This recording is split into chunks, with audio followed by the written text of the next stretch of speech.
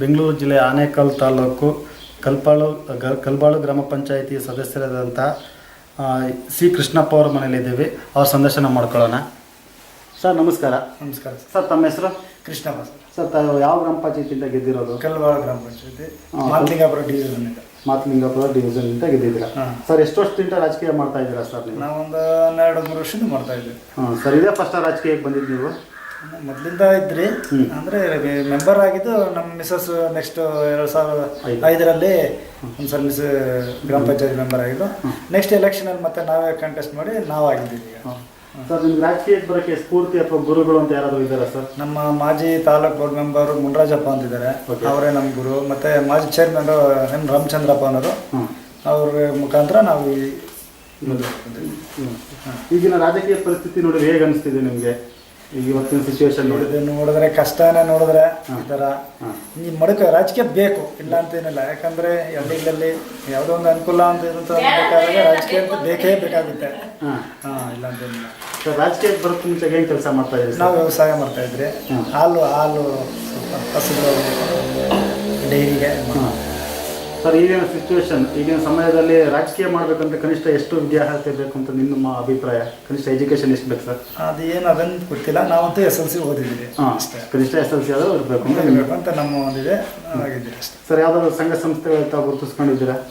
ನಾವು ಅದೇ ಮೊದಲು NPCS ಮಾತಲಿಂಗಾಪುರ ಡೈರಿಯಲ್ಲಿ ಅಧ್ಯಕ್ಷರಾಗಿದ್ದರೆ, ಈಗ ನಮ್ಮ ಸೊಸೈಟಿಯಲ್ಲೇ ನಾನೇ ಡೈರಿ ಒಂದು NPCS ಸ್ವಂತ ಮಾಡಿಸ್ಕೊಂಡು ಗೌರ್ಮೆಂಟ್ ಡೈರಿ ಸೆಕ್ರೆಟರಿ ನಾನೇ ಆಗಿದ್ದೀನಿ. ಈಗ ಸೆಕ್ರೆಟರಿ ನೀವೇ ಆಗಿದ್ದೀರಿ.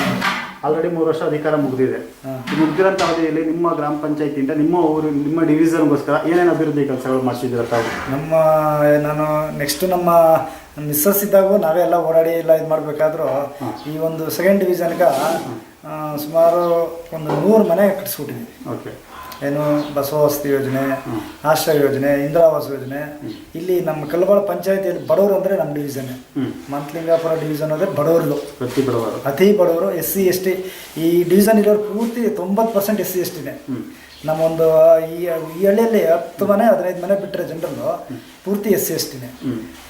ಅದರಿಂದ ಅವ್ರಿಗೆಲ್ಲರಿಗೂ ಅನುಕೂಲ ಮಾಡಿದ್ದೀವಿ. SC STಯಿಂದ ಏನೇನು ಅನುಕೂಲ ಬರುತ್ತೋ ಪ್ರತಿಯೊಂದು ಅನುಕೂಲನೂ ಒಂದು 100 ಮನೆ ಕಟ್ಸ್ಕೊಟ್ಟಿದ್ವಿ.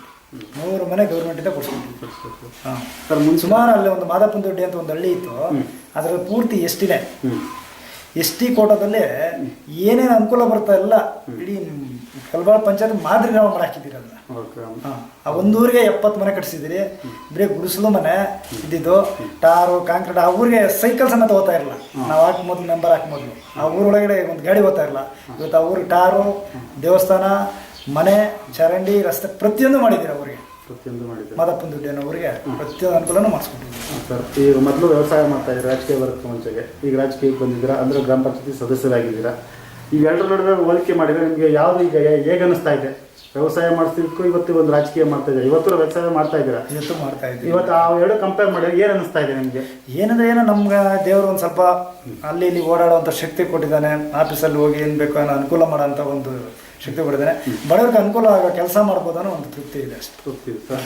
ಉಳಿದಿರೋಂಥ 2 ವರ್ಷ ಅವಧಿಯಲ್ಲಿ ಇಂಥ ಯೋಜನೆ ಮಾಡಲೇಬೇಕು ಅಂತ ಏನಾದರೂ ಕಾನ್ಸೆಪ್ಟು ಆಸೆ ಇಟ್ಕೊಂಡಿದ್ದೀರಾ ಸರ್ ನೀವು? ಇನ್ನೂ ಅಭಿವೃದ್ಧಿ ಮಾಡಬೇಕು ಅನ್ನೋ ಒಂದು ಪೂರ್ತಿ ಇದೆ, ಆಸೆ ಇದೆ ಸರ್. ಇವತ್ತು ನೀವು ಕಾರಣಕ್ಕೆ ಈ ಸ್ಥಾನಕ್ಕೆ ಬರೋಕ್ಕೆ ಮುಂದೆ ನೀವು ಈ ಹಿಂದೆ 2005ರಲ್ಲಿ ನಿಮ್ಮ ಪತ್ನಿಯವರು ಬಂದು ಗ್ರಾಮ ಪಂಚಾಯತಿ ಸದಸ್ಯರಾಗಿದ್ದು, ಈಗ ತಾವು ಆಗಿದ್ದೀರಾ. ಈಗ ಆಗಿರೋ ಈ ಪರಿಸ್ಥಿತಿಗೆ ನಿಮ್ಮ ಸದಸ್ಯರಾಗಿರೋದಕ್ಕೆ ಮತ ನೀಡಿದ ಮತ ಬಂದವರೇ ಕಾರಣ. ಆ ಮತ ಬಂದವರಿಗೆ ಈ ಸಂದರ್ಶನದ ಮುಖಾಂತರ ಏನು ಹೇಳಕ್ಕೆ ಇಷ್ಟಪಡ್ತೀರಾ? ಮತ ಬಂದವ್ರಿಗೆ ಧನ್ಯವಾದಗಳು ಹೇಳ್ಬೇಕು. ಯಾಕಂದರೆ 2ನೇ ಬಾರಿ ಆಯ್ಕೆ ಮಾಡಿದ್ದಾರೆ. ಒಳ್ಳೆ ಇನ್ನು ಮುಂದೆ ನಮಗೆ ಸಹಕಾರ ಕೊಡಲಿ, ಅವ್ರಿಗೆ ನಾವು ಕೆಲಸ ಮಾಡೋದಕ್ಕೆ ನಮಗೊಂದು ದಾರಿ ತೋರಿಸ್ಕೊಡ್ಲಿ ಅಂತ ನಾವು ಒಂದು ಬೇಡ್ಕೊಳ್ತೀವಿ. ಓಕೆ ಸರ್, ಈ ಸಂದರ್ಶನದ ಮುಖಾಂತರ ಈ ಸಂದರ್ಶನ, ಈ ತಮ್ಮ ಅಮೂಲ್ಯದ ಕ್ಷಣವನ್ನು ನಮ್ಮ ಜೊತೆ ಕಳೆದು ತುಂಬ ಧನ್ಯವಾದಗಳು. ಧನ್ಯವಾದ.